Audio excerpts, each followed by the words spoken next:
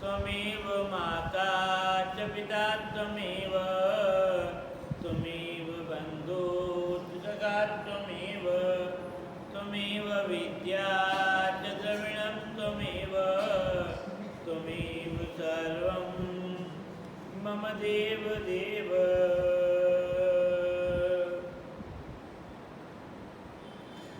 नमो ब्रह्मण्यदेवाय गोब्राह्मणहिताय च जगद्हिताय कृष्णाय गोविन्दाय नमो नमः।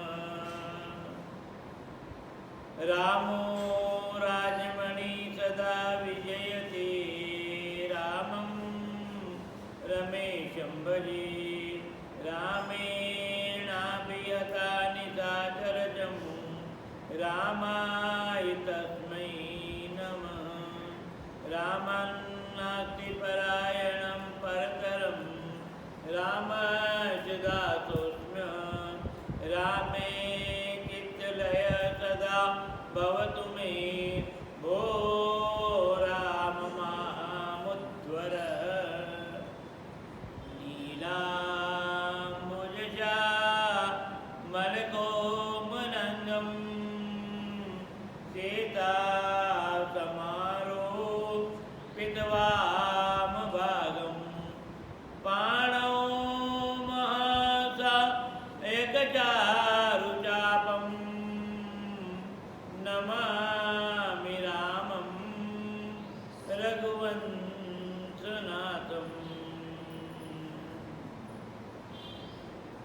मनोजवं ऋतुतुल्यवेगं जितेन्द्रियं बुद्धिमतां वरिष्ठं वातात्मजं वा नरयोतमुख्यं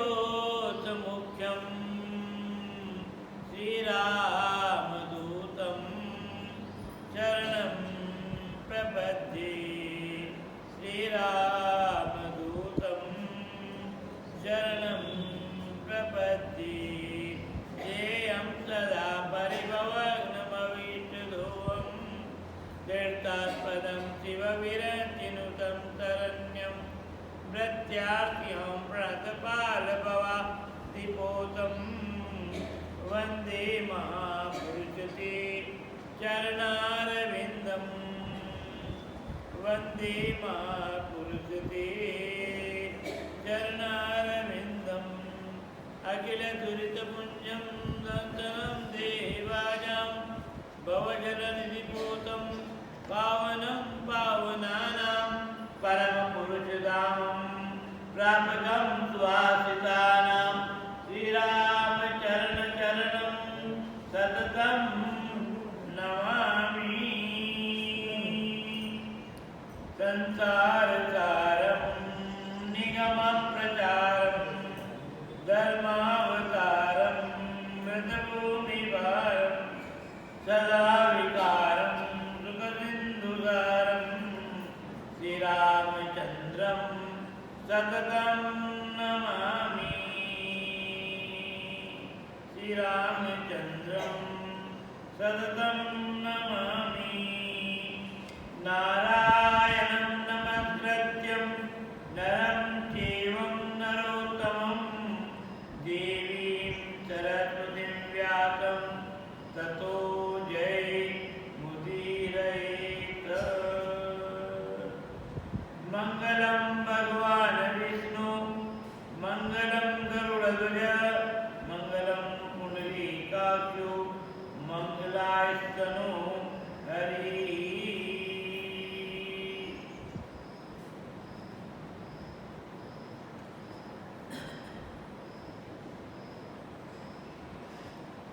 यथा सर्वं व्याप्तं जगत्स्थावरजङ्गमं कामधेनुं शिरसा वन्दे भूतभविष्यमातरम्। मुखं करोति वाचालं पङ्गुं लङ्घयति गिरिं यत्कृपातमहं वन्दे परमानन्दमाधवम्।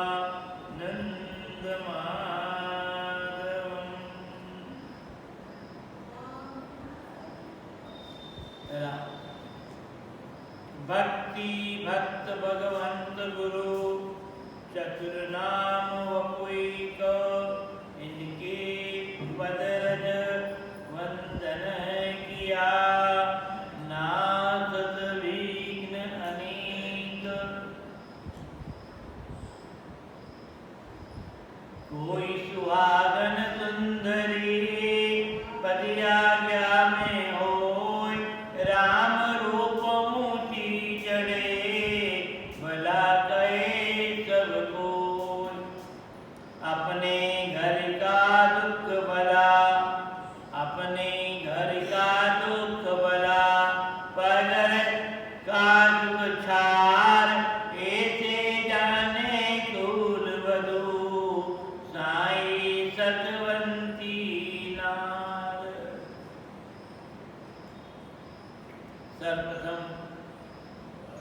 अज अविनाशी गढ़गढ़वासी सर्वेश्वर सर्वव्यापक सर्वगुण निलय मनवाणी पार भक्त वांछा कल्पतरु परमात्मा के श्री चरणों में बारंबार कोटि प्रणाम निवेदन करता हूँ। परम वंदनीय पूज्यपाद सद्गुरुदेव भगवान के श्री चरणों में बारंबार प्रणाम।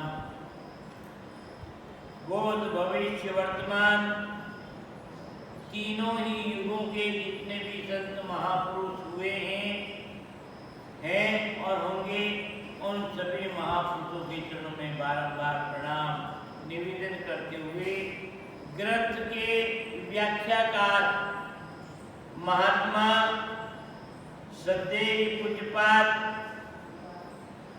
रामदास जी महाराज के श्री चरणों में बारंबार प्रणाम करते हुए उपस्थित भगवत चरणानुरागी श्रद्धालु भक्तजनों माताओं बहनों बालकों प्रातःकालीन मंगल वेला में जीवन को मंगलमय बनाने के निमित्त चातुर्मास के इस पावन प्रसंग के अंतर्गत भगवत गुणानुवाद और भगवत भक्तों के चरित्र का वर्णन आप लोगों के सम्मुख चल रहा है। प्रसंग है एक निष्ठा, प्रसंग है सती, प्रसंग है पातिव्रत्य धर्म, पूर्व का छूटा हुआ प्रसंग चल रहा है। हमारे राष्ट्र में महापुरुषों के जीवन का हर व्यक्ति को कथानक बताया जाता है। हमारे राष्ट्र में ऋषि मुनियों की कथा बताई जाती है। हमारे राष्ट्र में सतियों की कथाएं बताई जाती है। ये हमारे जीवन की इस यात्रा के प्रेरक हैं, प्रेरणास्पद है। हमारा जीवन कैसा हो, आदि आदि सभी बातें हमारे इस ग्रंथों के माध्यम से, संतों के माध्यम से आपको हमारे को बताइए। प्रसंग चल रहा है सती सावित्री और महाराज अश्वपति।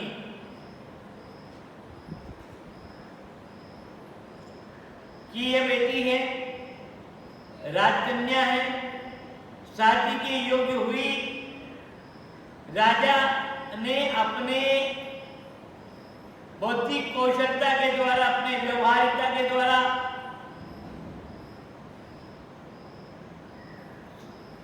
योग्य वर की तलाश की पर ढूंढ नहीं पाए।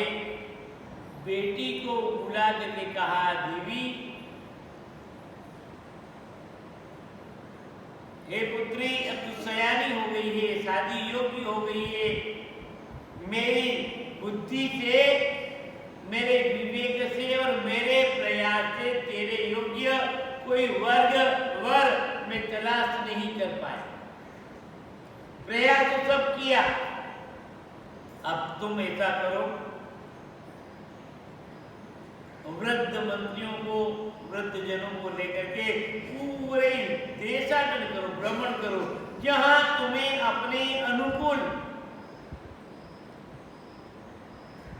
पति मिले, पुरुष मिले, उसका नाम जो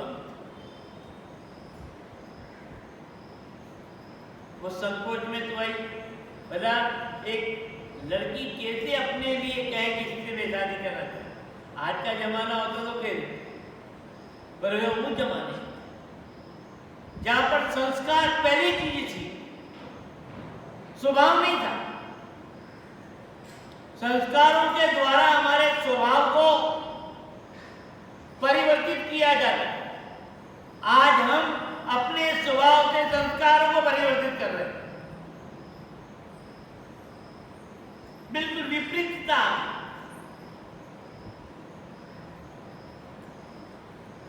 स्वामी जी महाराज ने तो ये कहा है कि गुरु की शरण में जाओगे तो आपके स्वभाव में बदलाव आएगा। गुरु कृपा नर की बुद्धि पाई, गुरु कृपा नर की बुद्धि पाई। परमात्मा ने हमें मनुष्य तो बना दिया,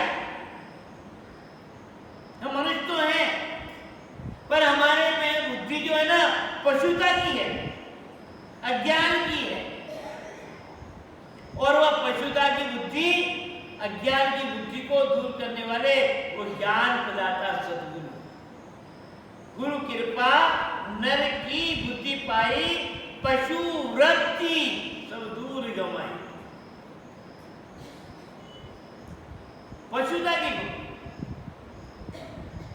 वो कौन दूर करता है? गुरु महाराज ज्ञानी तत्वज्ञ।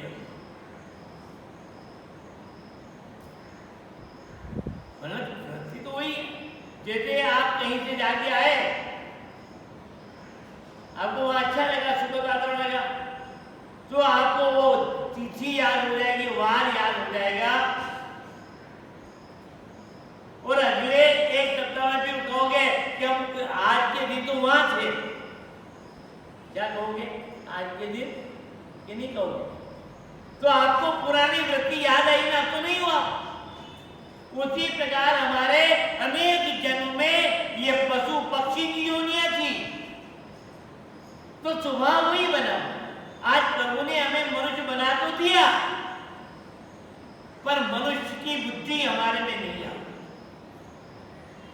इसलिए स्वामी जी महाराज कहते हैं कि गुरु महाराज की कृपा हो जाए तो पशु वृत्ति समाप्त हो जाए।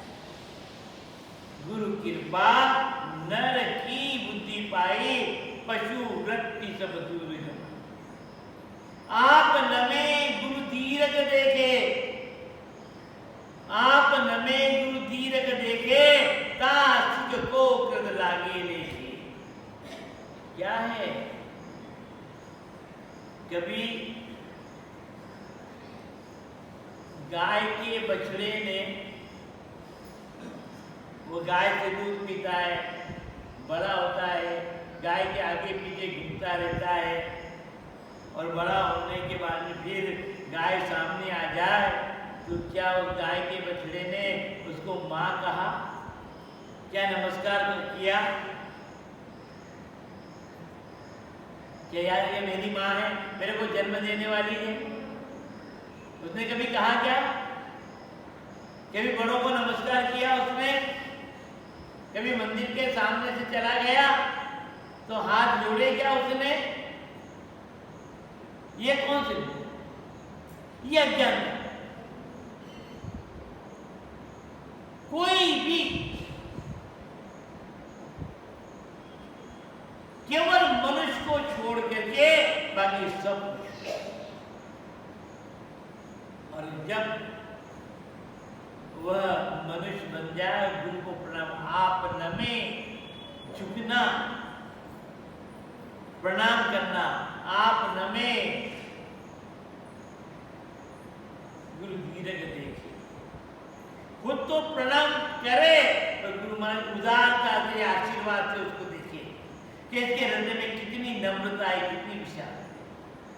आप नमे, गुरु धीरज कहते बड़प्पन, कृपा, मेहरबानी, ताशिक को कृत लागे देखी, वो खुद झुके और गुरुदेव दया से देखे, आशीर्वाद दे, हाथ अपने आप उनकी हो जाए, कृपा की दृष्टि हो जाए, उनके हाथ के उस हथेलियों में से एक विशेष प्रकार की कल्याणकारी किरणें प्रकट होने लग जाए हृदय से। कोई व्यक्ति के लिए आशीर्वाद दे तो छूट जाता। आप में सद्गुण हो तो अपने आप आशीर्वाद आपके पास आए।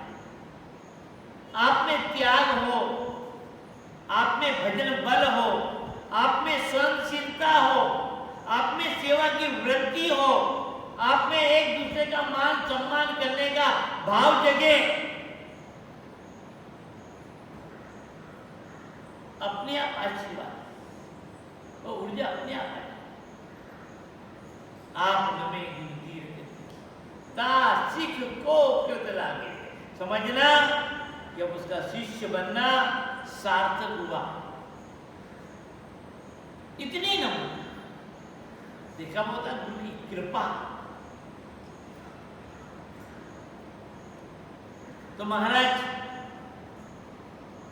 अश्वपति ने अपनी पुत्री को, बेटी को कहा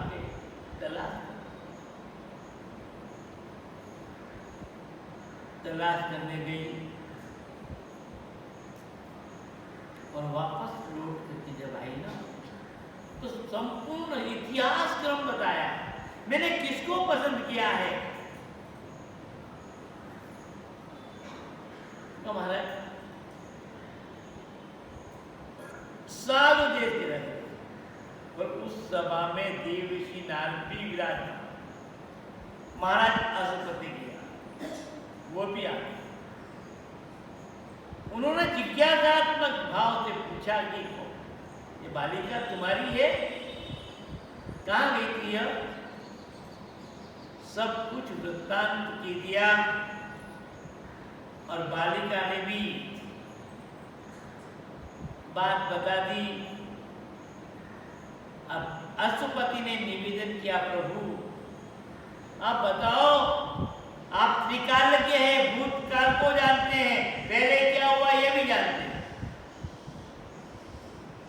पहले क्या हुआ ये भी जानते हैं, और आप भविष्य को भी जानते हैं, आगे आने वाले समय में क्या होने वाला, इसके साथ कैसी बीतने वाली ये भी जानते हैं, और अभी संसार में क्या हो रहा है ये भी जानते हैं।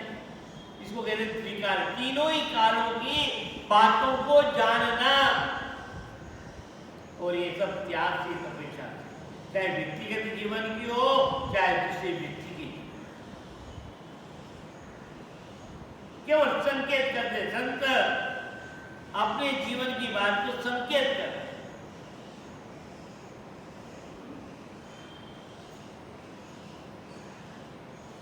और संकेत को जो समझ जाए वो समझ जाए। हर किसी की बस की बात नहीं समझ जाए क्या कहते। जिस प्रकार से पक्षियों की बोली पक्षी ही जानते हैं, अपन नहीं समझते, उसी प्रकार महापुरुष ने जो कहा है उसको जानना हो। हाँ, जब समय आ जाए, परिस्थिति गुजर जाए, तो अपने को याद आ जाता है कि अरे ये बात तो उन्होंने पहले कही थी, पर उसमें तो समझ में नहीं आई।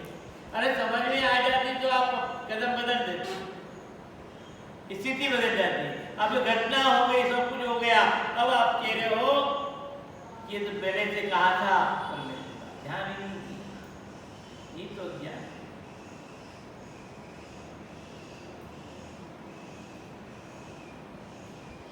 साधु देश के राजा की स्थिति, राज्य चला गया, पति पत्नी दोनों ही बच्चे को लेकर के जंगल में निवास कर रहे हैं, फिर भी धर्म अपने जीवन में जुड़ा। राज्य त्याग कर दिया पर धर्म का त्याग नहीं। नित्य नैमित्तिक साधना उनकी चलती रहती और जब बात कही तो नारद जी ने कहा कि जैन तो बहुत अच्छा है,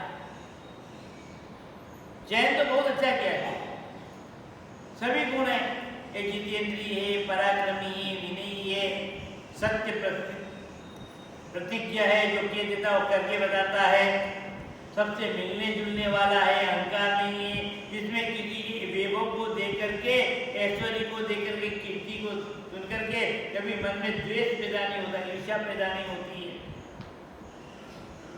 सब प्रकार के गुण। राजा ने पूछा, प्रभु आप सब कुछ बता रहे हो, कोई कमी तो बता दो। अच्छी बातें आप कह रहे हो। जल चेतन गुण दोषमय, जड़ चेतन गुण दोषमय, विश्व किन्न करता। चाहे कोई चैतन्य हो चाहे जड़, आप हम सब चैतन्य,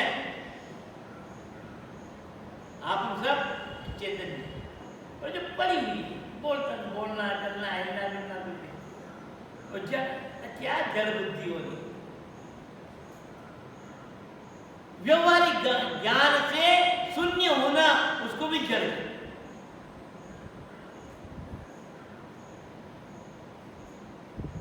तुलसी जी वर्णन करते हैं कि जड़ चेतन गुण दोषमय, विश्व किन्न करतार। इस संसार में चाहे जड़ की उत्पत्ति हुई हो, चाहे चैतन्य की उत्पत्ति हुई हो, चाहे पशु पक्षी कीट भृंगी, पेड़ पौधे वनस्पति, नदी नाले पहाड़ दरिया, ये सब, इनमें दोनों चीजें, गुण भी है और अवगुण भी है, अच्छाइयां भी है और बुराइयां भी है। अब आप क्या देखते हैं? आप क्या देखते हैं? संत हंस पय, ये भी कहा, जो संत होते हैं, जो सज्जन होते हैं, ज्ञानी होते हैं, वो क्या लेते हैं? किसी के अवगुण को नहीं देते। जिस प्रकार से हंस एक ऐसा पक्षी होता है, मानसरोवर में निवास करता है और उसका भोजन कुछ नहीं है, वो असली मोती खाता है,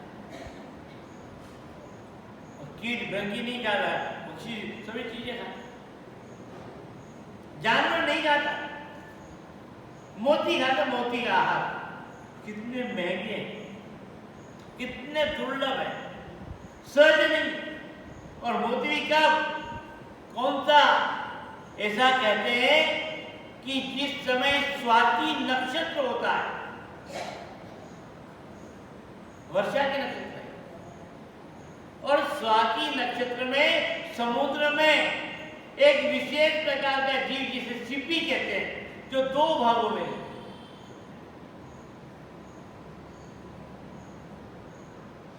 उस स्वाति नक्षत्र के दिन सीपी अपने आप को दो भागों में अलग हो और आकाश में पानी गिरे और वो वर्षा का जल उस सीपी में गिर जाए तो वो मोती बनते हैं।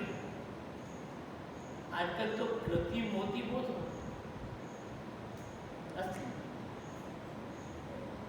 आर्टिफिशियल चीज तो बहुत सारे, और आर्टिफिशियल चीज इतनी सारी आ रही है कि असली को पीछे रख, जज नहीं कर सकते, निर्णय नहीं कर सकते।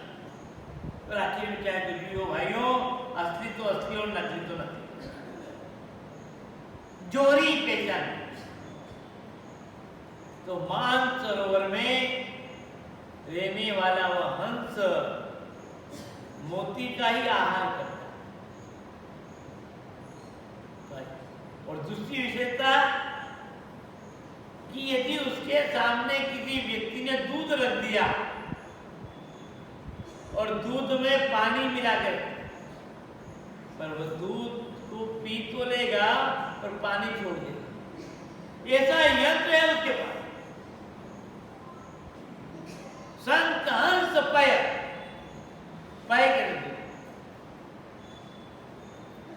अर्थात दूध में पानी मिला हो तो संत वह हंस रूपी संत जो है वह जो है दूध का पान करने का पानी छोड़ देगा। उसी प्रकार सज्जन व्यक्ति भी किसी के जीवन का दोष नहीं देखते हैं, गुण देखते हैं, अवगुण नहीं।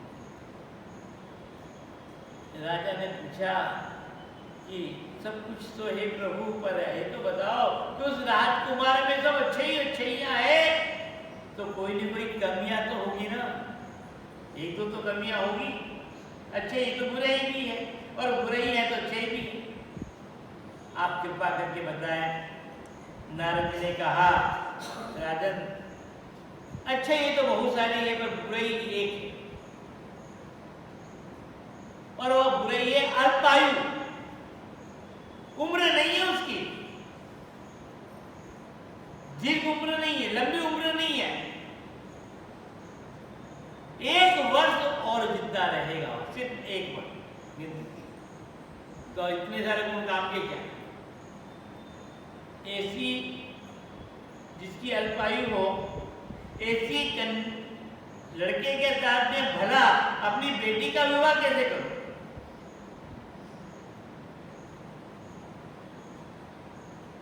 शादी करने से विधवा होने? मैं तो आशीर्वाद चाहिए, सौभाग्यवती भव, ये आशीर्वाद है। अखंड सौभाग्य, कभी खंडित ना।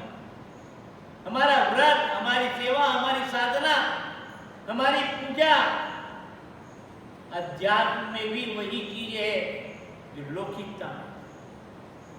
अर्थात हम कभी अपने इष्ट से विमुख न हो, इष्ट को बदले नहीं, मंत्र को छोड़े नहीं। कोई कितने भी लोग दे दे, कितने भी लालच दे दे, पंथ का से विमुख नहीं। जो हमारे को बता दिया संस्कार में, ये आपके अच्छे तेरे में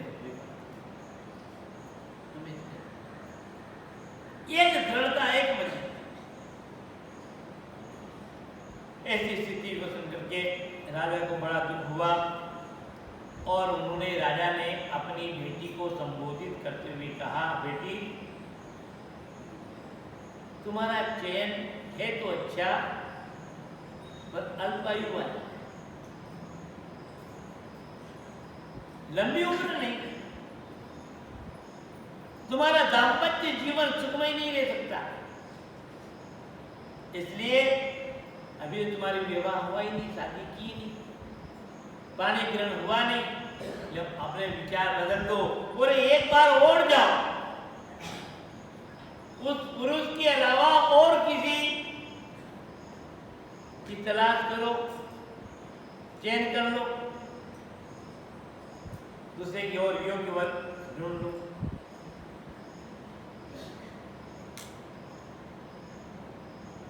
सत्यवान में एक ऐसा दुर्गुण है जिसके कारण उसके जितनी भी अच्छाई हैं, जितने भी गुण हैं, जितने भी पुण्य हैं, वह सब समाप्त, वही उचित है। आयु बुद्धों में किंतु वह सावित्री की सती थी ना।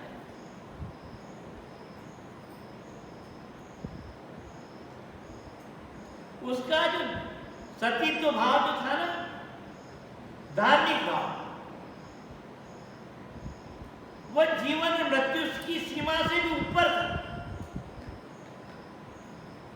हमारी धार्मिक भावनाएं जीवन मृत्यु से अलग है। ऐसी दृढ़ता हमारे संकल्प में आना चाहिए, हमारे विचारों में आना चाहिए। इस सावित्री के मन में भी धार्मिक भाव जीवन और मृत्यु की सीमा से अलग जो संकल्प ले लिए वह सही है, उसे उठी हुई। उसने दृढ़ता के साथ उत्तर दिया कि पिताजी,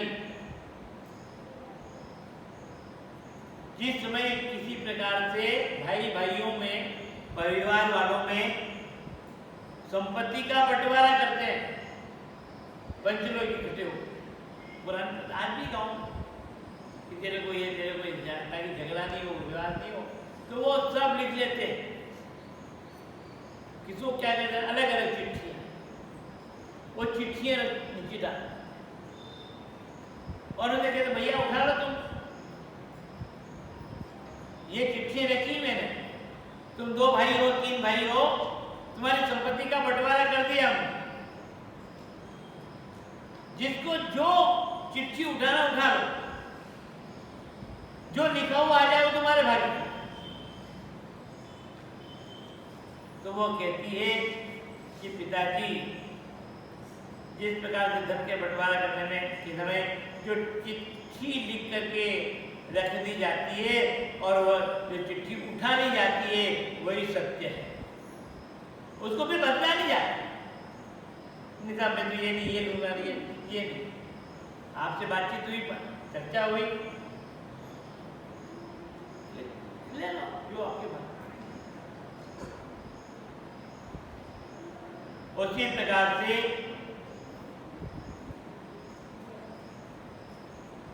कन्या को भी एक ही बार किसी को दी जाती है, एक ही। मैं दूंगा, आपने सत्यवान के लिए कि जब मैं दूंगा, एक बार क्या दिया, तो चाहे उनकी लंबी उम्र हो चाहे अल्प उम्र हो, मेरा संकल्प दृढ़ है, मेरा विवाह होगा।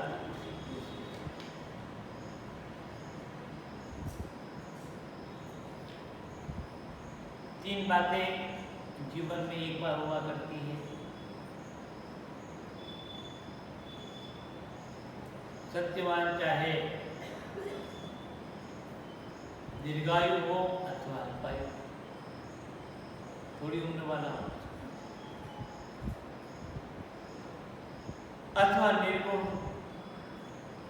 मैंने एक बार उन्हें अपने पति के रूप में स्वीकार कर लिया है, इसलिए अब दूसरे पुरुष को मैं कभी भी स्वीकार नहीं कर सकती। ये उसका जान करके भाई उसमें ये दोष है, ये मनने वाला ये है, ये कोई बात। जिनकी भर तक वेदना में दुख में रहोगी, पति के अभाव में जियोगी, घुट घुट करके समय गुजारोगी, कोई बात नहीं। ये मेरे भाग्य में है, मुझे स्वीकार है, पर पहले वो स्वीकार है जो मैंने सोचा,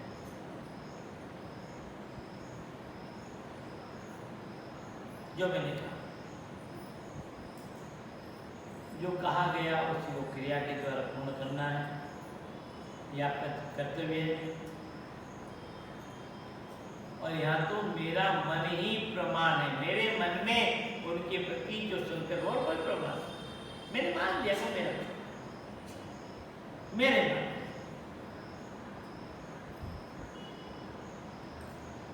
ये सब साक्षी मन हमें बंधन में डालता है और बंधन से मुक्ति कराता है, तो और कोई नहीं है। डाल मन को, मन ही बंधन में भी डालता है और मन ही बंधन से मुक्त कराता है, और दूसरा कोई नहीं। आपके मन ने मान लिया तो वो आपके, और आपके मन ने मान लिया कि मेरे पर आए, मन न को अपनी सुख दुख दाता। चौथे स्कंद में भागवत के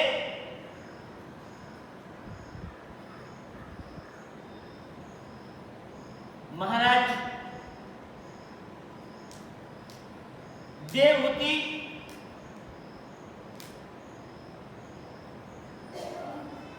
और अपने पुत्र कपिल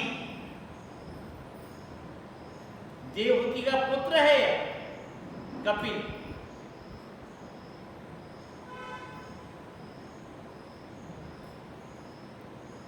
इनकी चर्चा है। जब कपिल के पिताश्री सन्यासी बन गए, मां को बड़ा दुख हुआ, पति सन्यासी हो गया, मेरा जीवन कैसे चलेगा, परिवार कैसे चलेगा।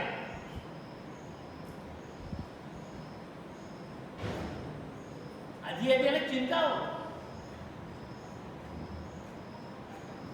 उस समय कपिल भगवान ने मां देवहूति को सांख्य शास्त्र के माध्यम से ज्ञान दिया, तत्व बोध कराया और कहा कि मां ये जो कुछ है ये कुछ नहीं है,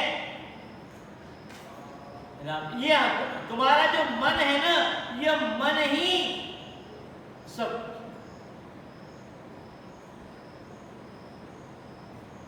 इसलिए इस मन को आप परमात्मा में लगा दो।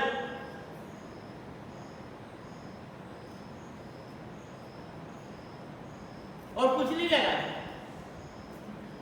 इस मन को यदि आपने परमात्मा में लगा दिया तो सब काम।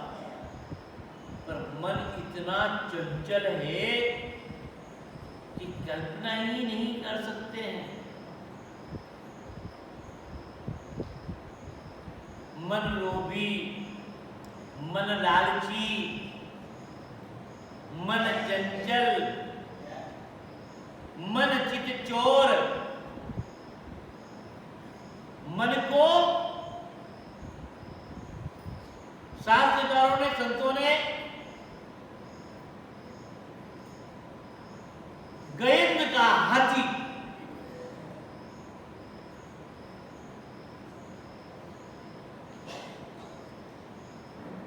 मन को चंचल बंदर कहा है। बंदर इधर नहीं, तुलना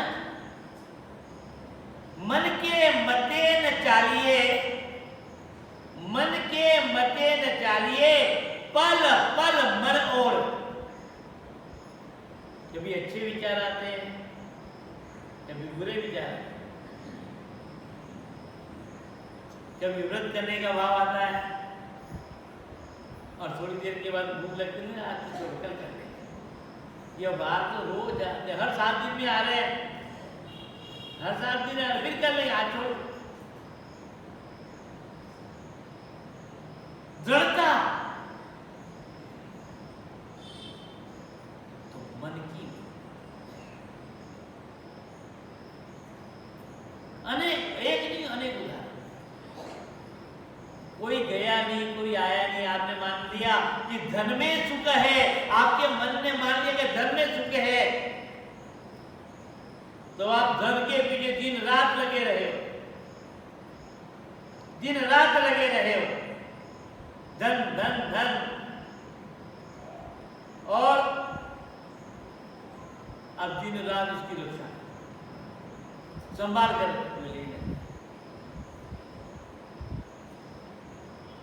क्या धन में सुख है क्या? और वो धन एकदम से कोई चोर निकाल गया, जेब कट गया, आग लग गई, तब क्या हुआ? तो धन के कारण सुख दुखी हो गए ना। कोई व्यक्ति स्त्री में सुख मानता है, नारी में ही सुख है, और नारी नहीं रही तो अब सुख मान लेते तो क्या हुआ? तो अब सुख मान लेते। न पुत्र में न कोपी, कोई भी सुख नहीं देता है।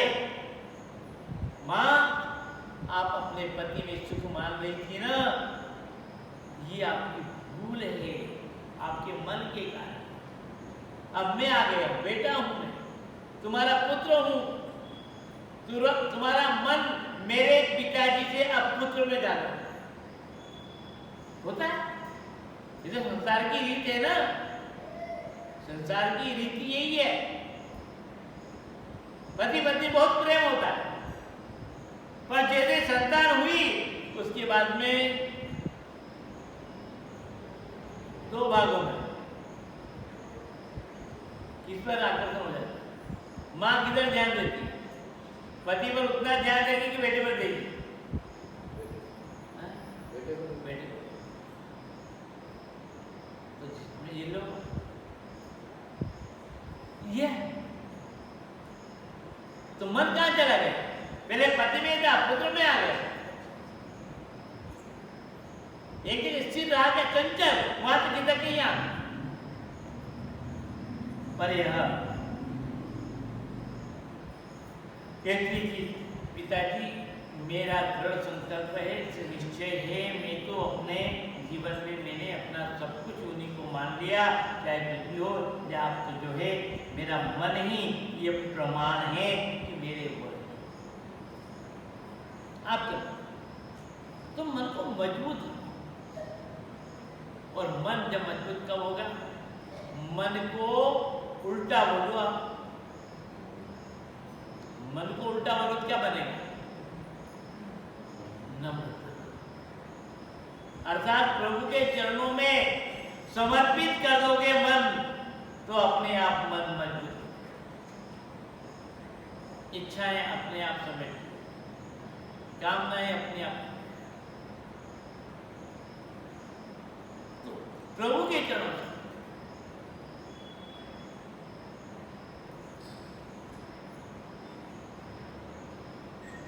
तो यह है मन का स्वरूप। इसे का मेरा मन का निश्चय हो गया है, मैं कभी मन से बदलूंगी नहीं, चाहे कुछ भी हो। ठीक, विद्वानों को, ऋषियों को, ब्राह्मणों को बुला करके अब जहां पर सत्यवान महाराज साल्व जंगल में निवास कर रहे थे, जंगल में निवास कर रहे थे, महाराज साल्व के पास, सत्यवान के पास ये जो है अश्वपति अपने संपूर्ण राज की ठाट बाट के साथ बेटी का विवाह करने को। आज परंपरा है ना, मेरे बारात आते कि अब लड़की वाले ले आते, पर ये कोई नई परंपरा नहीं है। भागवत में आपने सुना होगा, कर्दम ऋषि ने तपस्या कर रहे थे और राजा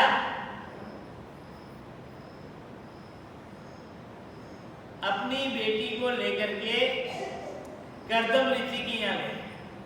कर्दम ब्रह्मा जी के पुत्र हैं।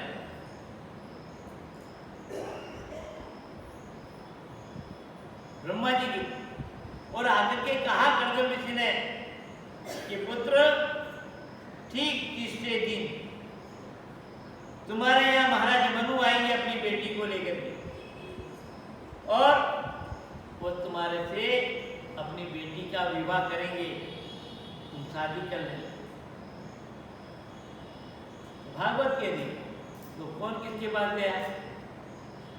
पिताजी वर के पास गए। यहाँ पर भी महाराज अश्वपति साधु नरेश के पास और बड़ी प्रसन्नता के साथ उन्होंने उनका विवाह किया है, और विवाह के बाद में विदाई हुई है।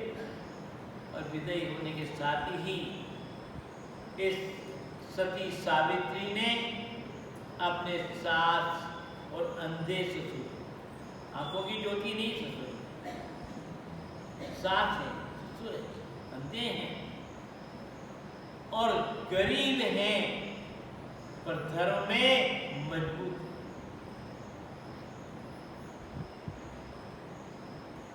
जैसे पिताजी गए, उसने अपने वो राजसीय आभूषण जितने थे सब त्याग दिए, और वल्कल वस्त्र, साधारण कपड़े,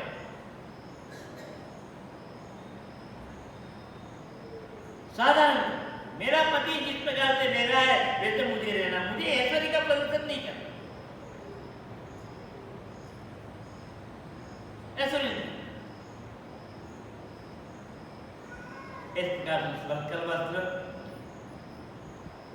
पहन लिए हैं और वह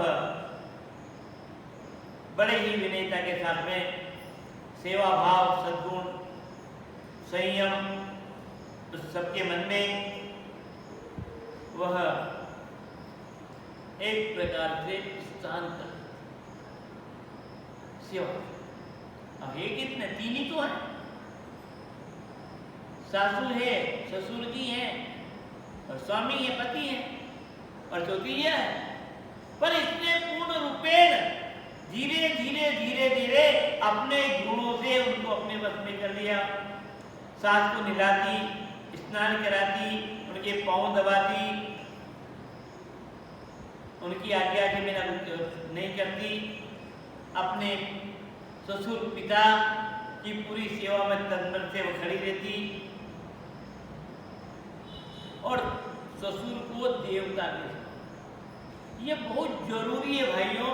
हमारे धर्म शास्त्र के अनुसार कोई भी स्त्री शादी के बाद में ससुराल में जितने भी बड़े हैं, व्रत वंदनीय हैं, वो सभी को वह जिस प्रकार से हम अपने आराध्य देव को मानते हैं, अपने इष्ट देवता को मानते हैं, हम देविक शक्ति को मानते हैं, देवता की शक्ति को मानते हैं, उसी प्रकार से उनको भी उसी रूप में देखना है। ये साक्षात ससुर है तो भगवान शिव का, ये मेरे साक्षात है। ऐसा भाव, उज्ज्वल भाव, उच्च विचार होंगे ना तो परिणाम भी अच्छे आएंगे। उनके मन में जो भी विचार हो, उनकी प्रकृति कैसी भी हो, पर आपके उच्च विचारों के कारण और आपके मौन रहकर के सेवा के कारण उनके विचारों में भी परिवर्तन हो जाएगा, क्रांति आ जाएगी उनके विचारों में, उनके स्वभाव में बदलाव आ जाएगा। हो सकता है थोड़े समय आप कठिनता का सामना करना पड़े, पर धीरे धीरे धीरे धीरे आपका मौन सेवा धर्म जो है उनके हृदय में परिवर्तन। पर हम क्या करते हैं, हम उनकी कमियां नहीं, हम क्या करते हैं लोगों के सामने उनके कोई भी गुण अवगुण को प्रकट। कभी आपने अपनी बेटी के अवगुणों को कभी पड़ोसन में जाके कहा, कभी दूसरे के पास में जाके कहा कि मेरी बेटी में ये दोष है? कभी बेटी ने अपनी माँ की कमियों को बताया कि माँ ने आज मेरे को डांटा था, माँ ने आज मेरे को मार दिया, बेटी ने कहा क्या? तो फिर सास बहू के लिए क्यों? वह भी तो किसी की बेटी है, वह भी तो किसी की माँ है। ये हमारे विचार है, ये हमारे भाव है। हमने सास बहू के बीच में एक दीवार, भेद की दीवार, ऊंच नीच की दीवार, और माँ और बेटी के बीच में कोई दीवार नहीं। इसलिए वहां कलह हो जाता। परिवार में सुख शांति समृद्धि चाहिए। किसके लिए लाए बहू को आप? इसलिए लाए ना कि हमारे घर में प्रसन्नता है, खुशियां है। और आने के बाद में कलह चालू, एक दूसरे से मनमुटाव हो रहा है, वैमनस्यता बढ़ रही है। इसके लिए लाए क्या? कहां तो होते, कहां कमी है, किसकी कमी है? मान लो सीख करके नहीं आई तो बार बार उसको ये शब्द से संबोधित मत करो। तेरे जिंदगी में कुछ सीखा ही नहीं, तेरी मां ने सिखाई नहीं। उसके पितृ कुल के ऊपर कभी किसी भी प्रकार का दोष मत लगाओ। कोई बात नहीं बेटी, मैं हूं ना, घबरा मत, मेरी बच्ची भी नहीं जाए, उसको मैंने प्रवीण कर दिया, होशियार कर दिया, तेरे को भी कर दिया। मेरी एक नहीं दो बेटियां। फिर देखो आप, पर उसको बार बार किसी बात में जलील करना, ये क्रूरता नहीं तो और क्या है? ये घर को नरक नहीं बनाना तो और क्या है। और उसको भी चाहिए वो कि अब मैं उधर की बात नहीं करूं, यह पक्ष का पक्ष नहीं हूं, अब मुझे यहां से मेरा जो कुछ है तो इसी का बस समझने का अंतर मत। इसने सेवा धर्म स्वीकार कर लिया, उनकी पूजा करनी, योग्य सेवा करती रहती और सास ससुर से बहुत प्रसन्न और संतुष्ट अपने जीवन की संपूर्ण साधना का परिणाम यह हो कि मेरे से हर व्यक्ति प्रसन्न है,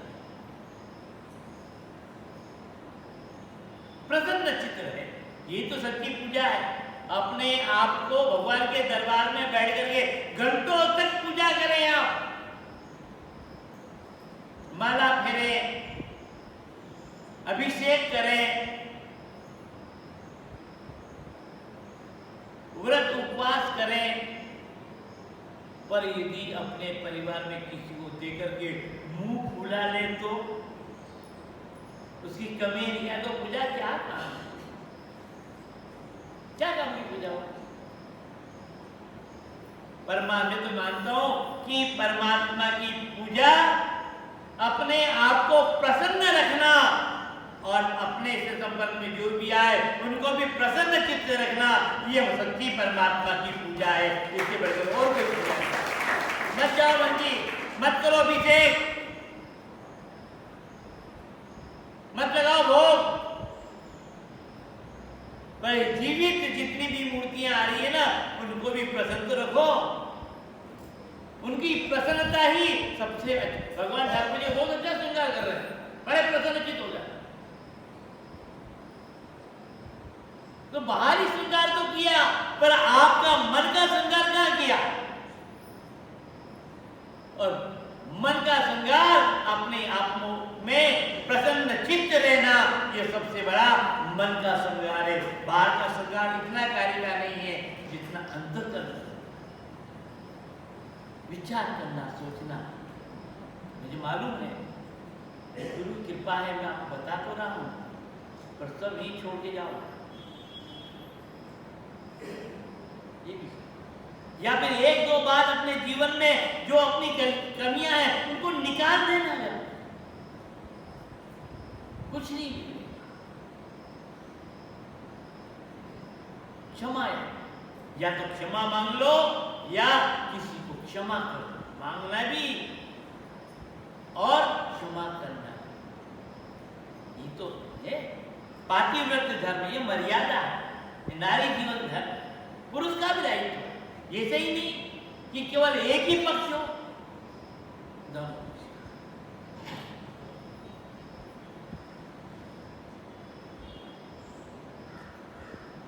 सब पूरा परिवर्तन। साहित्य अपने मधुर व्यवहार से पति, सास, ससुर और अन्य परिवार के सदस्यों का उसने हृदय जितने भी उनसे मिलने जुलने वाले आते सब कर बहुत अच्छी। वे ही सच्ची पतिव्रता है जो पति को परमेश्वर समझती है, पति को परमेश्वर समझती हुई पारिवारिक सदस्यों में देवत्व का गुण देखी। पति तो परमेश्वर है, पर परिवार के जितने भी अंग हैं वो सब कौन है, देवता स्वरूप है। कितने उच्च विचार दिए। ये सती सावित्री कह रही है कि पति तो परमेश्वर, अपन कहते तो है पति परमेश्वर, मानते भी हैं, उनका अनुकरण भी करते हैं। क्या परिवार के दूसरे लोगों को देवत्व के रूप में देख रहे हैं? ननद का व्यवहार, ननद से व्यवहार, दिरानी से व्यवहार, जेठानी से व्यवहार, देवर से व्यवहार, आए गए मेहमान जो रिश्तेदारों उनसे व्यवहार कैसा है देवत्व के रूप में हमारा? ये अपने जीवन की यात्रा के प्रश्नवाचक। पति को परमेश्वर माने और साथ में जितने भी परिवार के अंग हैं उनमें देव का स्वरूप समझे, देवत्व का स्वरूप। समझे, यही पतिव्रता नारी की एक प्रकार की कठिन कठोर तप तपस्या, ये साधन तपस्या, तपस्या करते हुए समय आनंद से बीतता है। भाव बुला का यहाँ पर फिर बताया गया है, वही जो आपको पूर्व बताया था बुला देवी का, थारा पति ने परमेश्वर जान, बहना मारी, अरे तेरे पति को परमेश्वर मानना, और ससुराल थारे शंकर से का सासुर गंगा जान। ससुर जी शंकर के समान है, शिव तत्व, सासुर जी गंगा तत्व है, पावन। वो यदि कोई बात कह देती है तो कचरा निकाल रही है अंतःकरण का, बुरा मत मानना। और बाहरी आचार विचार, आचारो प्रथमो धर्म, हमारे यहाँ धर्म की पहली मर्यादा है आचार। मैं एक छोटा सा उदाहरण गांव के लोगों का दे दूं, पुराने समय, अब तो बहुत बदलाव आया। गांव में घर में पंडेरी होती, पंडित जहाँ पानी रखा जाता है उसको पंडेरी कहते। अब उसका पानी देना है, पानी लेने के लिए एक लोटा होता है, और उस लोटे के ऊपर एक लोहे का डंडा लगा है। क्या लगा रहता? एक डंडा।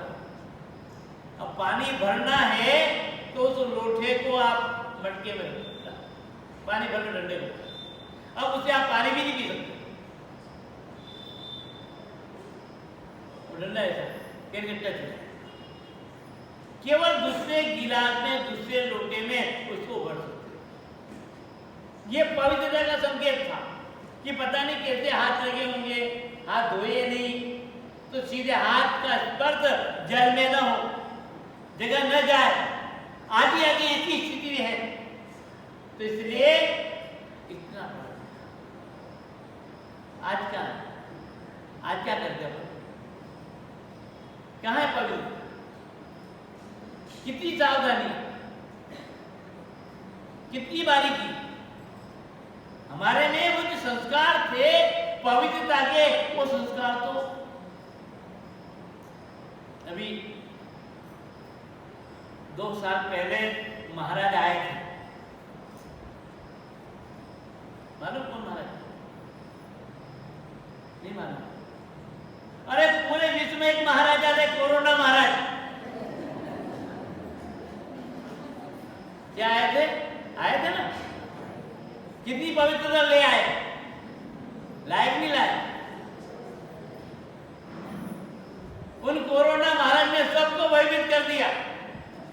बाजार की नहीं खाना, हाथ धोना, और ये बात अलग है कि केमिकल से धो, पर पवित्रता का संदेश। घर के बाहर जाके आओ तो कपड़े बाहर उतारो, पर वो डर नियम में नहीं। बहुत अच्छी अच्छी बातें सिखा के गए, पर हमने जैसे कोरोना गया रोज वापस, वो पवित्रता की बातें थी।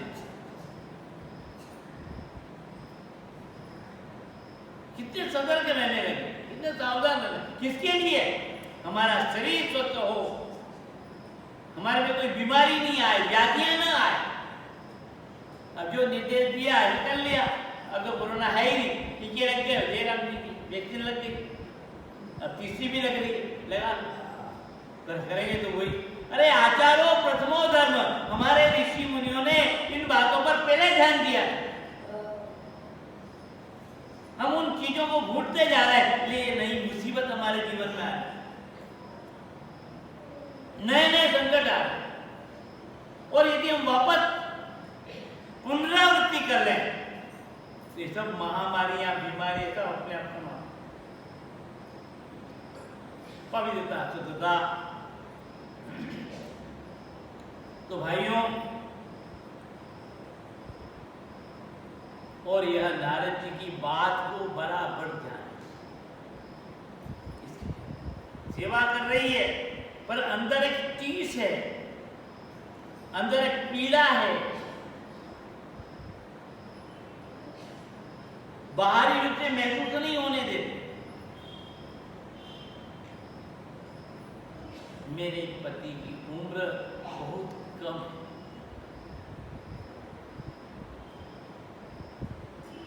और दिन रात उसी में ही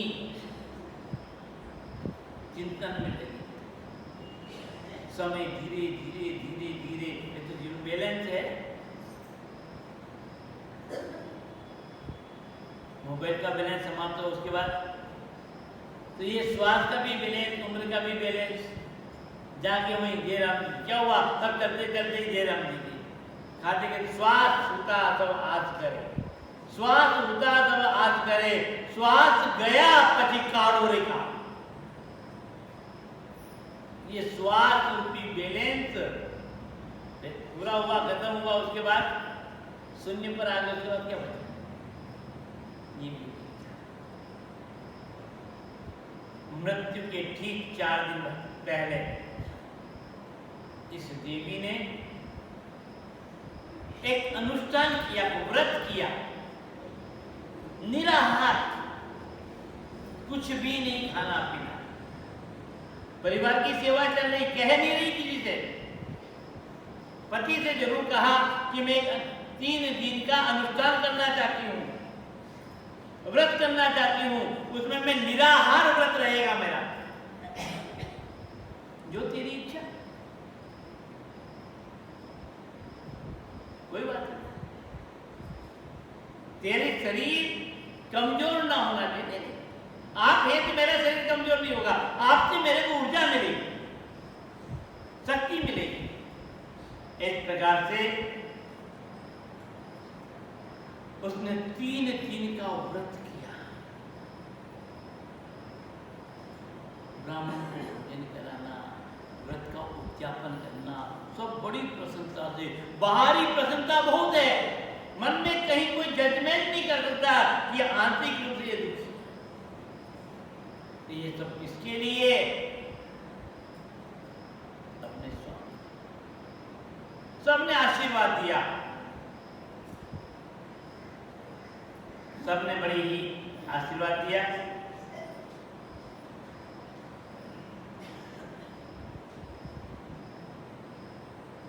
और सबने एक ही आशीर्वाद दिया, उस तपोवन में जितने भी तपस्वी थे, तपस्विनियां थी, उन सबने प्रसाद ग्रहण किया, भोजन ग्रहण किया, और सावित्री को सौभाग्यवती भव का आशीर्वाद दिया। सबको प्रणाम करके और हाथ जोड़ करके खड़े, सबको प्रणाम किया, और कहा परमात्मा दयालु है, परमात्मा दयालु हो है, और वह जो करेगा, आपका आशीर्वाद तो मुझे स्वीकार है, पर परमात्मा दयालु, जो कहेंगे वही होगा। चौथे दिन आज मेरे पति की मृत्यु होने वाली है, दिन के समय सब कार्य से निवृत्त होकर के पति देव ने कहा कि अब मैं जंगल में फल लेने के लिए, संविदा लेने के लिए जाना था। माता पिता से आज्ञा ली, और पत्नी कहती, स्वामी मेरी भी इच्छा है कि आपको अकेले जंगल में नहीं जाने, मैं आपके साथ चलूं। पति के मन में विचार, इतने समय से साथ में रह रहे, कभी इसने कोई इच्छा व्यक्त नहीं की। फिर कहा कि जंगल में रास्ता बड़ा दुर्गम है, कभी तुम जंगल में गई नहीं, राजकुमारी हो, घर पे ही रही हो, बड़ा कठिन रास्ता है, दुर्गम रास्ता है, कोई बात नहीं, आप यदि हैं तो मेरा दुर्गम भी सुगम हो जाएगा, आपके साथ कर देंगे, मुझे क्या डर, क्या चलो तुम चलना चाहते हो तो पहले माता पिता से आज्ञा लो, वो यदि आदेश दे दे तो चलो, मुझे कोई तकलीफ नहीं। माता पिता से आदेश, अंधे ससुर से आज्ञा, सासू जी से आए, उनके मन में विचार आया कि बहू ने आज तक कभी अपनी इच्छा व्यक्त नहीं, कोई भावना व्यक्त नहीं, और यदि आज अपने पति के साथ में जंगल में जाना चाहती है तो अकेली तो जा नहीं रही है, पति के साथ जा रही है, तो भेजने में कहाँ ऐतराज, कहाँ तकलीफ। और प्रसन्नता के साथ में कहा कि यदि दोनों संतुष्ट हैं तो बड़े प्रेम से जंगल में जाओ। दोनों राजी होना, तुम तो जाना चाहते हो, नहीं ले जाना चाह रहे हो तो हमारी तरफ तो कोई मना ही नहीं है, तुम जा सकती हो। और आदेश मिल गया। और जाते समय क्या कहा, सास ससुर ने बड़ी मार्मिक बात कही बहू से, और कहा अच्छा बेटी तुम जाओ, पर रास्ते में सत्यवान का ध्यान रखना। अब बताओ, पति पत्नी का ध्यान रखे, पति पत्नी का ध्यान रखे कि पत्नी पति का ध्यान रखे। ये माता पिता का अपने पुत्र के प्रति वात्सल्य, ये वात्सल्य था। और उस वात्सल्य में माता पिता ने आदेश दिया, बेटे जिस प्रकार की यहाँ सेवा कर रही हो तो रास्ते में भी ध्यान, बोझा मत बनना, बोझा मत बनना, जो आगे और संभाल के रखना। आज्ञा पाकर के वह यशस्विनी सावित्री पति के साथ जंगल में, मन में बड़ी प्रसन्नता, ऊपर तो हंसी थी पर मन में बड़ी उदासी, ऊपर से तो खुश है, बहुत अच्छा हुआ, पर अंदर अंदर ही अंदर वह जानती थी क्या होने वाला। समय एक एक क्षण निकट आ रहे हैं, मृत्यु बहुत ही जल्दी पास में आ रही, क्या होने वाला वह जानती थी। और फिर फल एकत्रित किए, लकड़ी काटते काटते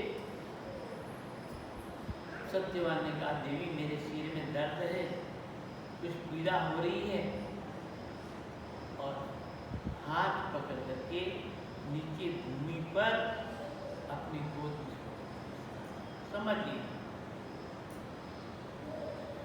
अचानक से क्या देखा, एक मुकुट पहने हुए, लाल वस्त्र पहने हुए, मुद्गर हाथ में है, पास हाथ में है, वो वहां पर आया अकेला, और कुछ नहीं है, शरीर सूर्य के समान देदीप्यमान है उसका। और यह किसने देखा, उसने, सावित्री ने देखा कि अनजान, बड़ा दिव्य है, तेजस्वी है, उसका शरीर का रंग सांवला है, नेत्र लाल लाल हो रहे हैं, हाथ में पास है, बंधन।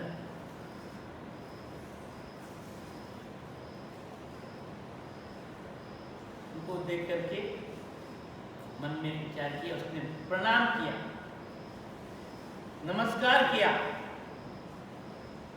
उस शरीर, उस रूप को देख करके, शेख को देख करके, क्या है कौन, कोई देव पुरुष है, माथे में मुकुट है, सूर्य के समान तेजस्वी है, पर सांवलापन है।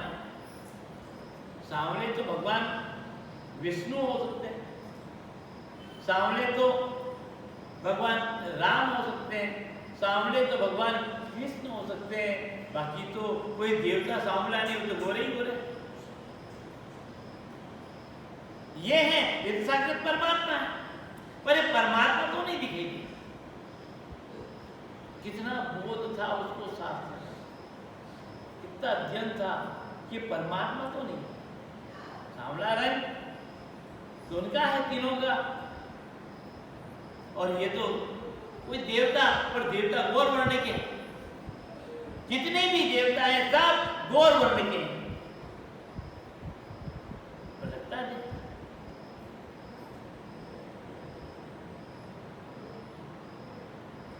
वो निवेदन करती, प्रणाम करती है, और वो भी एक टक से उस पुरुष को सोया हुआ था उसको देख, एक टक से देख,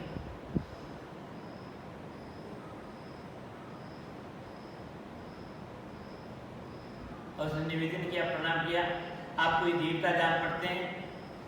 क्योंकि आपका शरीर मनुष्य का सा नहीं, आप कोई देवता, शरीर से देवता दिखाई देते, मनुष्य का शरीर तो है नहीं। यदि आपकी इच्छा हो तो बताइए कि आप यहाँ आगमन का है तो क्या इच्छा है, आप बताइए, आप कौन हैं और क्या करना चाहते हैं? और वो कोई नहीं, साक्षात धर्मराज, साक्षात धर्मराज थे।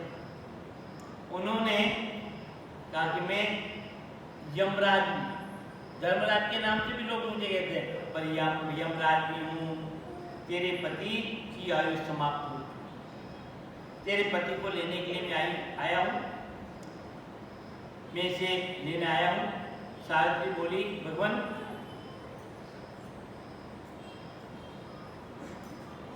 मैंने सुना है कि जीवों को लेने के लिए धर्मराज नहीं आते, यमराज नहीं आते, वो तो अपने दूतों को भेजते हैं। मैंने तो ये सुना, या तो शास्त्र की बात गलत है, शास्त्र की बात गलत है, संतों की बात गलत है, और या ये कौन आप छिपा रहे हैं?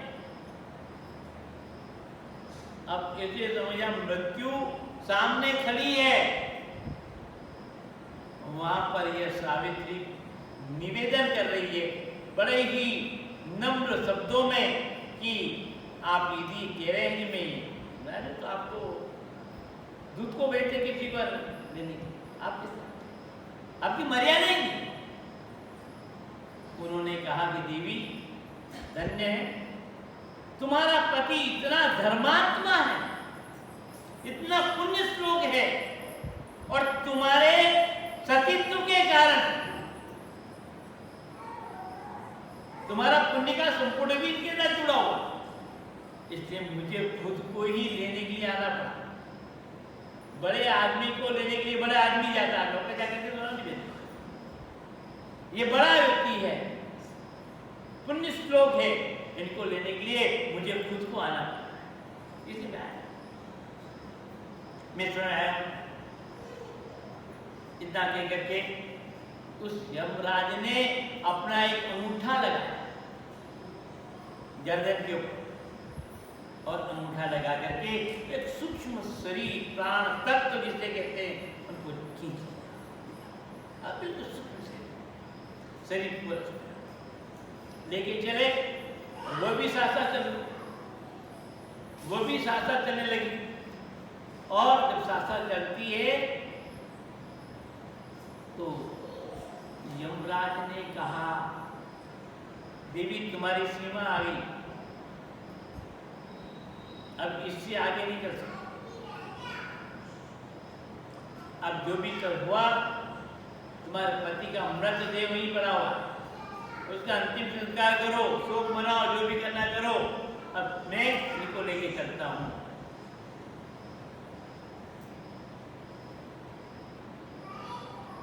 अब पति की सेवा के लिए तुम मुक्त हो जाओ, जहां तक पति के पीछे आना चाहिए तो वहां तक तुम आ चुकी हो।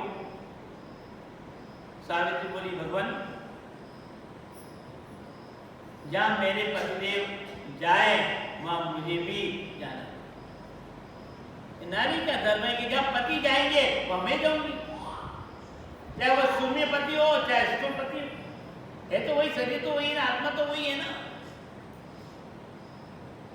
और आप मेरी गति को नहीं रोक सकते, आप ये समझो, क्योंकि जहां जहां मेरे पति को आप ले जाओगे मैं पीछे पीछे चली आऊंगी, पीछे हूं, आप मेरी गति को भी नहीं रोक सकते।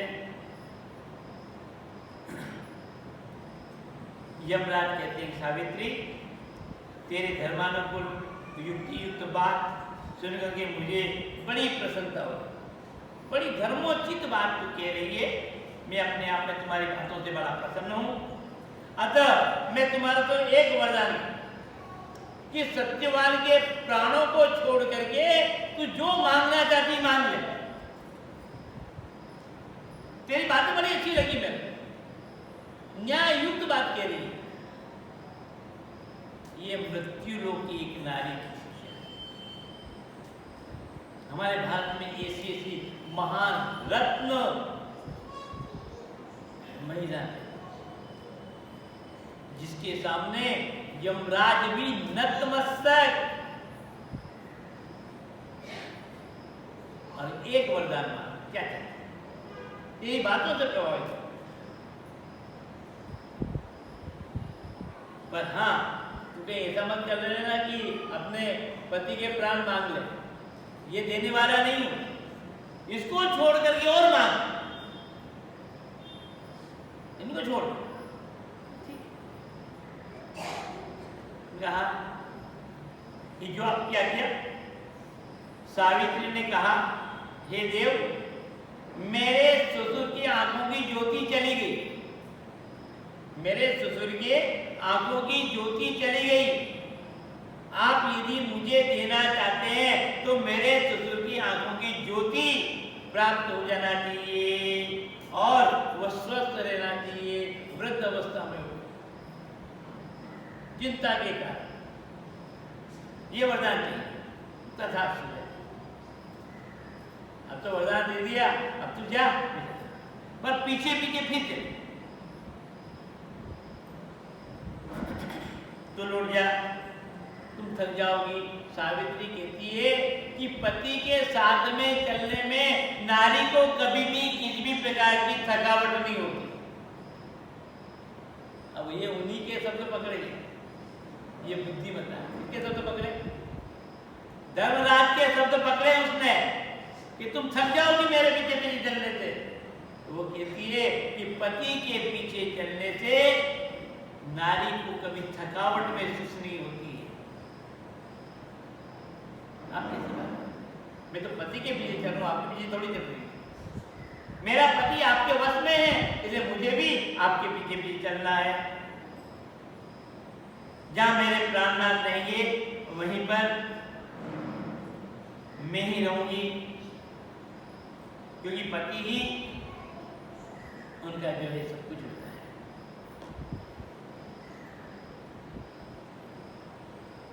अतः मैं इनके साथ ही चलूंगी। और दूसरा लाभ है सत्संग। मुझे आप जैसे दिव्य पुरुष का सत्संग प्राप्त हुआ।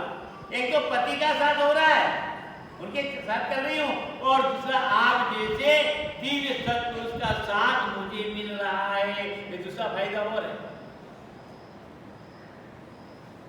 उसने कोई रोष नहीं किया, आपने मेरे पति को क्यों मारा, क्यों ले जा रहे, कोई बदला नहीं। वो तो और उन्हीं की प्रशंसा करे कि आप जो है महान अद्वितीय है।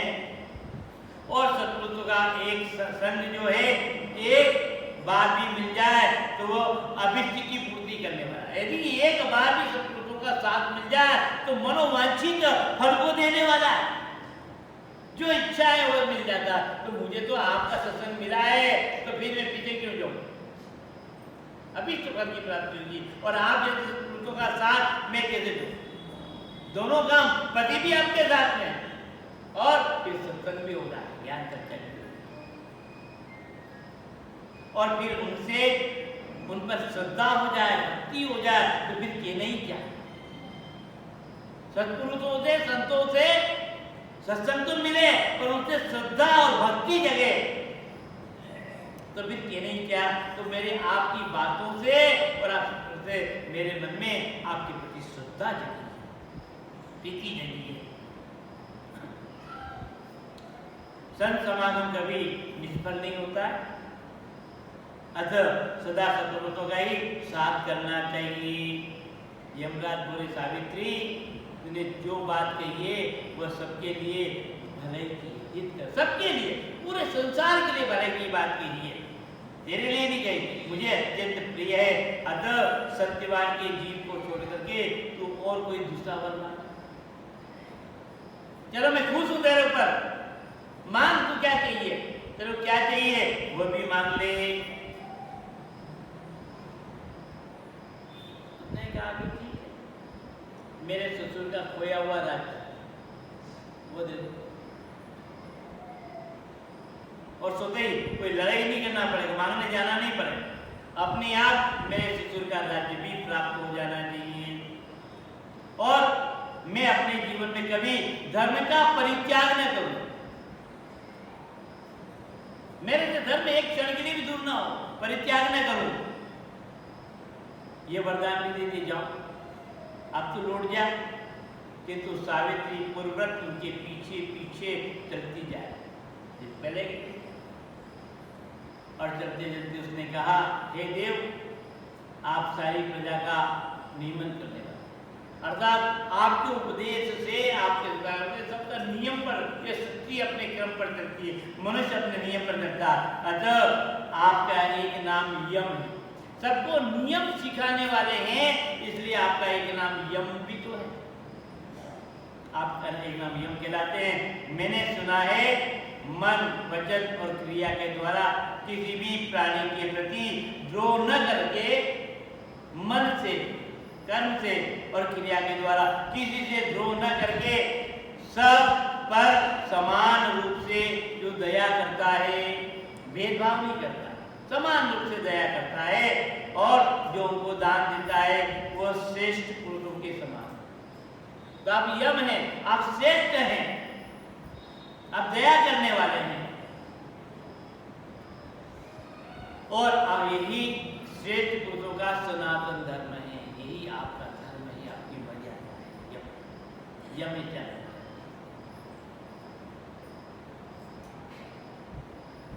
यूं तो संसार में सभी लोग अपनी शक्ति के अनुसार कोमलता का व्यवहार करते हैं, किंतु जो श्रेष्ठ पुरुष है सब अपने अपने व्यवहार करते हैं, पर जो श्रेष्ठ है वो किसी भी व्यक्ति के गुण दोष को नहीं दे, अवगुणों को नहीं दे,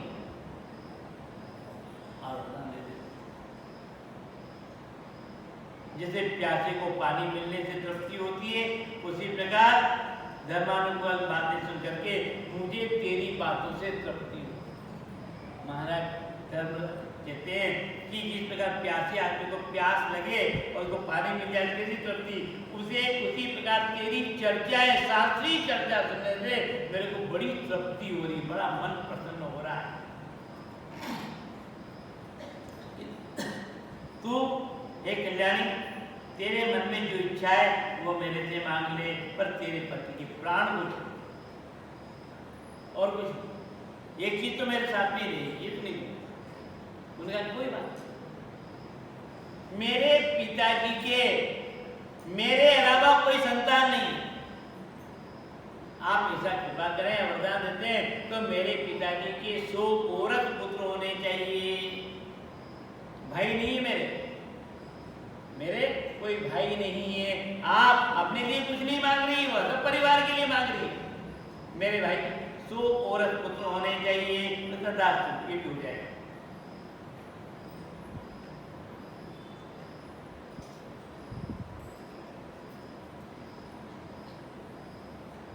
उन्होंने भी हामी भर ली, और फिर कहा सावित्री तू बहुत दूर आ, ये सावित्री अपने घर से अपने पति के पार्थिव देह से बहुत दूर तक मेरे साथ साथ तुम यहाँ पर आ गई है, अतः तुम अपने घर जाओ,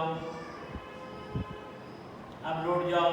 सावित्री ने कहा मैं पति के समेत हूँ, अतः दूरी का मुझे कोई अनुभव नहीं, मेरा पति मेरे पास में है, मैं पति के पास में हूँ, तो दूर नजदीक क्या समझूं मैं, जो चीजों मेरे पास है दूर का है, इसलिए मेरे को तो दूर ही आपको लग रही होगी मैं दूर आ गई हूँ, पर मैं तो दूर नहीं हूँ, मैं तो पास के पास में हूँ, या वो मेरा पति मेरे पास में है, चाहे वो आपकी मुट्ठी में हो, पर मेरी दृष्टि में तो है, मैं दर्शन तो कर रही हूँ, मैं उनके पास में हूँ, इसलिए मैं अपने आप में कोई दूर नहीं हूँ।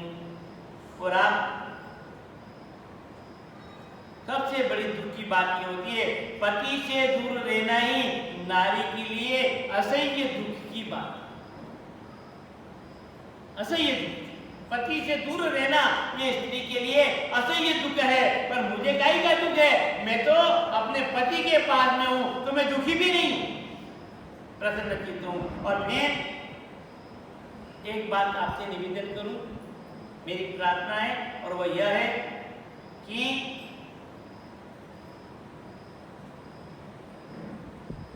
आपका नाम जो है विवस्वान, अर्थात सूर्य हैं आप, उनके पुत्र हैं आप।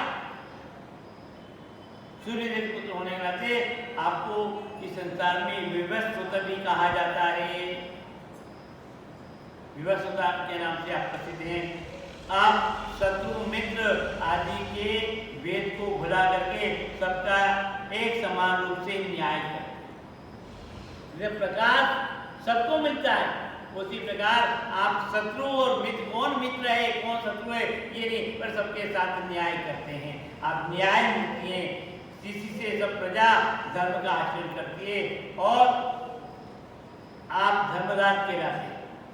अच्छे मनुष्यों का संतों पर जैसा विश्वास होता है, वैसा ही अपने पर भी नहीं होता। अपने आप पर जितना विश्वास नहीं, उतना विश्वास संतों पर होता है, सत्पुरुषों पर होता है।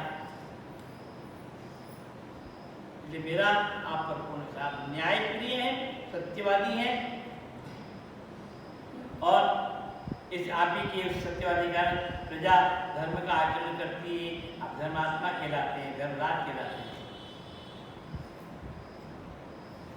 और आप में जो है विश्वास है, तो सौहार्द, सहानुभूति सबके साथ बनी रहती है।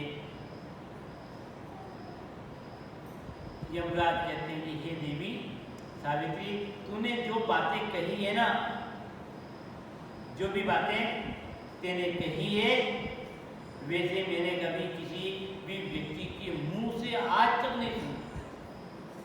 बड़ी अद्भुत और महत्व की बातें तेने कही है, इसलिए जो है तू मेरे से मैं प्रसन्न हूँ, और तू कुछ मांग ले अपने पति के अलावा, पति के अलावा और मांग ले। ठीक है, अब जब आप मेरी बातों से प्रभावित हो ही गए हो, तो मुझे कुछ नहीं चाहिए, मुझे 100 औरत पुत्र चाहिए। क्या चाहिए? मुझे 100 औरत पुत्र चाहिए। पति आपके पास में है, और यमराज ने भी तथास्तु कह दिया, हाँ तेरे को हो जाएंगे।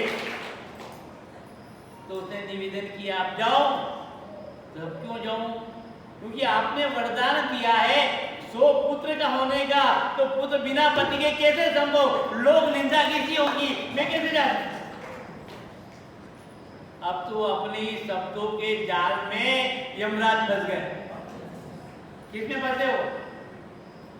अपने ही शब्दों के जाल में फंस गए। किसको वरदान देने कैसे कैसे खुद होकर के अति हाथी के तेरे पुत्र हो जाएंगे, पर ये तो भूल ही गया कि पुत्र होंगे कैसे? पति होगा तो पुत्र होगा, और पति को तो मैं ले जा रहा हूं, तो विधवा होगी, लोग निंदा का उपहास का पात्र बनेगी। अपने आप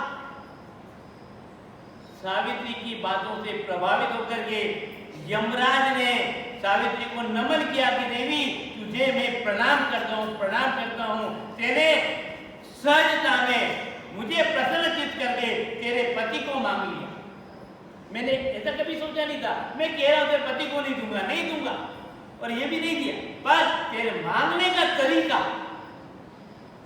मांगने का जो तरीका है वो ऐसा है कि भूल भुलिया में मैं आ गया, अपने पति को भी ले जा, और राज्य भी मिलेगा, और तेरी पति की अल्पायु नहीं रहेगी। अब जहाँ 1 साल की थी वह 400 वर्ष की तेरी पति को मिलेगा। इस प्रकार से यमराज बड़े द्रवित हुए, बड़े प्रभावित हुए, और धर्मात्मा गंभीर बातें सुन करके उसको जुलुभाने वाली चर्चा, ये मीठा व्यवहारिक, ये व्यवहारिक माधुर्यता है, और उस व्यवहारिक माधुर्यता से यमराज भी जिसके वश में हो गए। और ऐसी ही शास्त्र में कथाएं भरी पड़ी। समय रोज ज्यादा हो, रोज ही ज्यादा, क्योंकि मुझे मालूम है कि आपके सामने तो घड़ी है, और मैं फिर मोबाइल को उठाऊं और फिर देखूं और मैंने कौन डिस्टर्ब करे। हो गया तो हो गया, कोई बात नहीं। बोलिए सतगुरु देव। समय की आधिक्यता के कारण मैं क्षमा प्रार्थी हूँ और समय करीब करीब 20-22 मिनट ज़्यादा हुए। कल अपन कम कर देंगे, कोई बात नहीं। कल जो भी प्रसंग आएगा कल बताने का प्रयास करूँगा। थोड़ी देर आपको हमारे को नाम जप करना है। राम राम राम राम राम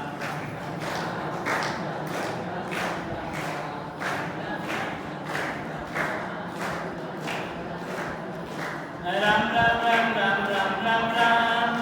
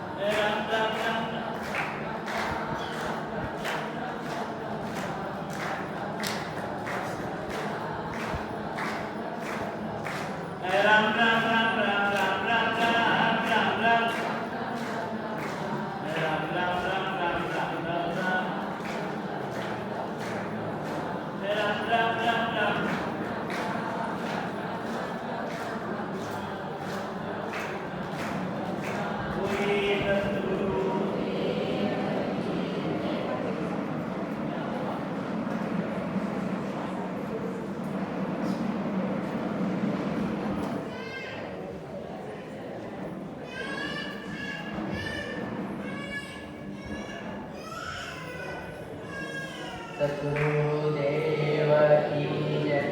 सेवा के इसी क्रम में आज अपने यहाँ व्यासपीठ की पूजा आरती एवं प्रसाद वितरण में जो लाभार्थी परिवार है वह श्रीमान राजेश जी, ललित जी, तेली अतुल्या परिवार गब्बा जी का वाड़ा है। बहुत बहुत मंगल कामना आपके प्रति। बाहर से पधारे हुए भक्तों के क्रम में दलोट से आज श्री भागीरथ जी, भरत जी पाटीदार पधारे, इनका भी हम स्वागत और अभिनंदन करते हैं। और मध्य प्रदेश के बड़ौद से भी यहाँ भक्तों का आगमन हुआ है, होने वाला है, उनका भी हम स्वागत और अभिनंदन करते हैं। आरती के क्रम में आपसे निवेदन है कि जो पीछे खड़े रहते हैं उनको भी आरती बोलनी है जोर से थोड़ी, ताकि सभी पूर्ण लाभ अपन को मिल सके और अपन को याद भी होती रहे इसीलिए। और जो एक बार आरती घुमा ले 1 या 2 बार तो वो फिर पीछे चले जाए और दूसरे को मौका दे आरती करने का, ताकि व्यवस्था है बराबर बनी रहे। जो भी पूजन आरती व प्रसाद वितरण में अपना नाम लिखाना चाहें आगे के दिवस में वो रतन बहन को अपना नाम लिखा दें। आपके नाम ब्लैक बोर्ड पर लिख दिए जाते हैं नियमित रूप से, ताकि व्यवस्था बनी रहे।